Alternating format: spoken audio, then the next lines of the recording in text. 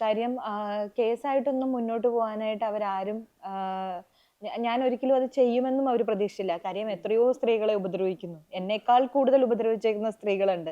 അവരൊക്കെ മിണ്ടാതിരിക്കുമ്പോൾ ഞാൻ എന്തിനാണ് കേസുമായിട്ട് മുന്നോട്ട് പോകുന്നതെന്നുള്ളതാണ് അവരുടെ സ്വാഭാവികമായ ചോദ്യം. അപ്പം അവർക്കിതിലൊന്നും ഒരു തെറ്റ് അവർ കാണുന്നില്ല എന്നുള്ളതാണ്. ഇതൊന്നും തെറ്റല്ല. അവരെ സംബന്ധിച്ചോളം തെറ്റുകളൊക്കെ വലിയ വലിയ തെറ്റുകൾ ചെയ്തിട്ടും ആരും മിണ്ടിയിട്ടില്ല.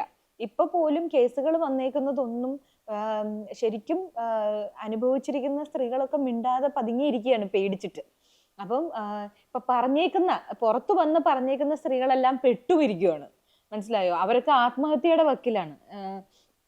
അതായത് നമ്മുടെ സർക്കാരിനെ വിശ്വസിച്ച് SITയുടെ അടുത്ത് വന്ന് അവർക്കുണ്ടായ ദുരനുഭവം പറഞ്ഞ് പുറത്തു വന്ന് പറഞ്ഞതിന്റെ പേരിൽ ഇന്ന് ജോലിയില്ല, വർക്കും ഇല്ല, സമൂഹത്തിൽ ഒറ്റപ്പെടുത്തി, സംഘടനയിൽ നിന്ന് ഒറ്റപ്പെടുത്തി, എല്ലായിടത്തു നിന്നും ഒറ്റപ്പെടുത്തി, അവരുടെ കുടുംബത്തെ പോലും പറഞ്ഞ് തെറ്റിച്ച് അവര് ആത്മഹത്യയുടെ വക്കിലാണ്. ഞാൻ ഈ പറയുന്നത് വാസ്തവമാണ്.